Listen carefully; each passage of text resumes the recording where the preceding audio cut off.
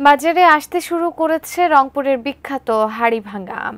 এবার ফলন ভালো হওয়ায় ভালো দামের আশায় বাগানেরা। বিস্তারিত জানাতে রংপুর নগরীর টার্মিনাল এলাকার আমের বাজার থেকে যুক্ত হচ্ছেন প্রতিনিধি শাহরিয়ার মিম। শাহরিয়ার মিম, কি অবস্থা আমের বাজারের দাম কেমন এবং বিক্রেতারা আসলে কেমন কিনছেন? সুজানা, আপনাকে ধন্যবাদ। এই মুহূর্তে রয়েছি রংপুরের যে অস্থায়ী আমের বাজার অর্থাৎ টার্মিনাল আম বাজারে, এবং আপনাদেরকে দেখাতে চাই যে বাজারে যদিও 20শে জুন হাড়িভাঙ্গা আম আসার কথা ছিল, তবে কিন্তু এবার কিন্তু কয়েকদিন আগেই অর্থাৎ অগ্রিম এই যে হাড়িভাঙ্গা আম সেটি কিন্তু এসেছে। দীর্ঘ প্রতীক্ষার পর এই হাড়িভাঙ্গা আম বাজারে এসেছে। এখান থেকেই কিন্তু যারা এই মৌসুমের প্রথম হাড়িভাঙ্গা আম যারা কিনতে যাচ্ছেন বা যারা খাবেন তারা কিন্তু এখান থেকে কিনছেন। যদিও আমের যে রাজধানী অর্থাৎ রংপুরের যে মিঠাপুকুর উপজেলার যে পদাগঞ্জ রয়েছে সেখানে কিন্তু এই আম খুবই বিখ্যাত, সেখান থেকেই এই আমের চাষ হয়। ভীষণ এসি নিয়ে এলো মানিব্যাগ গ্যারান্টি অফার।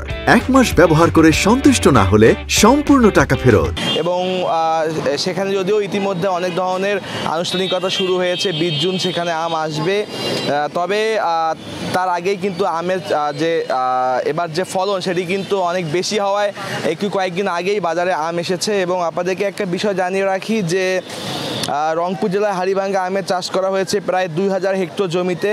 এর মধ্যে মিঠাপুকুর উপজেলাতেই প্রায় 1500 হেক্টর জমিতে এই আমের চাষ করা হয়েছে। এবং আরেকটি তথ্য আপনাদেরকে দিতে চাই, এবারে কিন্তু আম বাজারে প্রায় 200 কোটি টাকায় বিক্রির টার্গেট রয়েছে, অর্থাৎ এবার হাড়িভাঙ্গা আম। আমরা এই পর্যায়ে একটু কথা বলার চেষ্টা করব। এই কি অবস্থা? হ্যাঁ, আলহামদুলিল্লাহ, অনেক ভালো আম বাজারে ভালো আম আসতেছে। কাস্টমার একটু কম, কিন্তু সামনে আশা রাখি আমরা ভালোই হবে।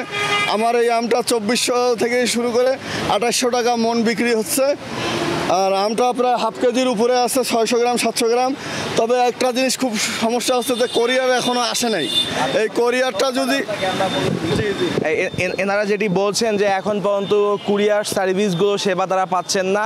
আর একটি বিষয় হচ্ছে এখানে আম 40 থেকে 70 টাকা কেজি আকার ভেদে কিন্তু হাড়িভাঙ্গা আম বিক্রি হচ্ছে। সব কিছু মিলে আমের বাজারের এই ছিল আমার কাছে সর্বশেষ রংপুর থেকে খবর।